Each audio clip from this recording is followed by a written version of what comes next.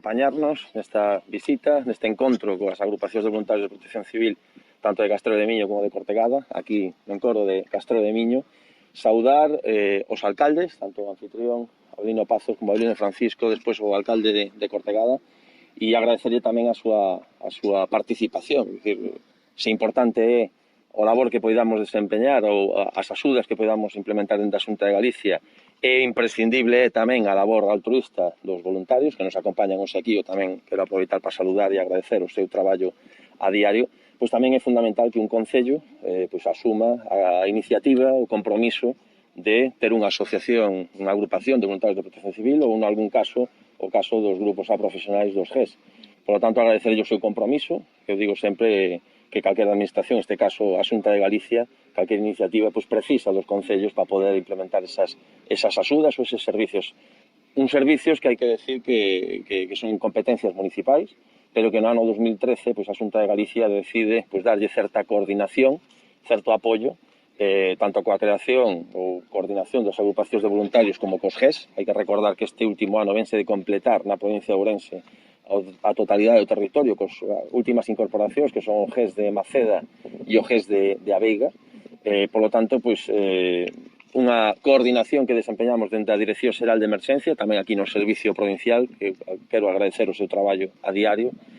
tamén festivos, como sucedeu neste último fin de semana con incendio industrial en Barbadás, que foi necesario a intervención. Por lo tanto, pois é fundamental a labor de coordinación que desempeñan e axudas como a que vimos anunciar no día de hoxe, que dentro do pasado 23 de xullo no DOGA, no Diario Oficial de Galicia, pois están abertas esas líneas para ceder equipamentos de emerxencias, como son pois as pick-ups, as esparexadores de sal, e outros moitos materiais, como unha mostra que temos aquí que foron recibindo ambos concellos nos últimos anos, e unhas axudas que nos últimos 5 anos na provincia de Ourense supuso un total de 5 millóns de euros de investimento en equipamento de emerxencias.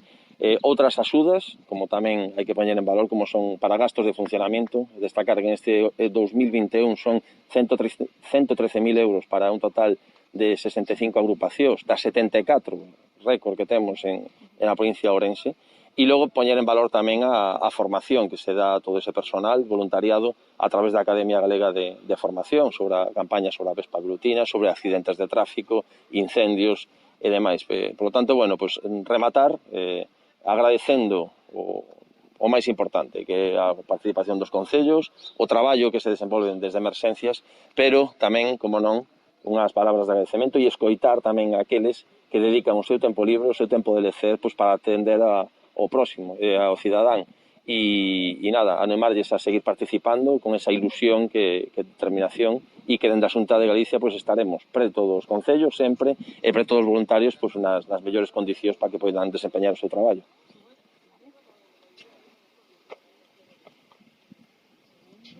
Bueno, pois eu quero agradecer que o delegado da Xunta e a delegación escollera Castrelo de Miño para estar aquí. Son un exemplo a agrupación de protección civil de Castrelo de Miño e a de Cortegada, que está aquí o meu tocayo, Avelino, o alcalde de Cortegada. O exemplo de colaboración que sempre presta Cortegada e Castrelo creo que é extensible a todo o resto da provincia, e ese exemplo é darlle as grazas a esa xente que temos aí, que, como ben dicía o delegado, están pondo o seu tempo libre a dispor dos demais. E iso é sempre loable e sempre de agradecer. Sin eles, os campeonatos que temos en Castrelo de Miño polo tema do Club Náutico e do Parque Náutico sería inviable sin a colaboración de Protección Civil, como a extinción de incendios, como a colaboración cando foi o tema do COVID, é dicir, un sinfín de cousas que sin Protección Civil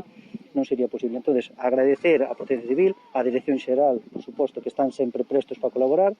e poñer de exemplo Castrelo e Cortegado do que é a colaboración e o exemplo que son Protección Civil as dúas agrupacións de colaboración e cooperación, que as dúas palabras imprescindibles sempre. Vale. Damos o sol aí, cambiamos. Damos o sol. Bueno, bons días, pois eu pouco máis teño que añadir as palabras do delegado do alcalde de Castrelo. Únicamente dicir que como alcalde de Cortegada estou moi orgulloso da agrupación que teño ali en Cortegada. Son 20 voluntarios que sempre están dispostos a acudir á primeira chamada de emerxencia que se poida producir, e a parte das colaboración que están prestando con todos os concellos que demandan os seus servicios. Incluso podo comentar de que precisamente fai 2 días ali en Cortegada tuvemos un conato de incendio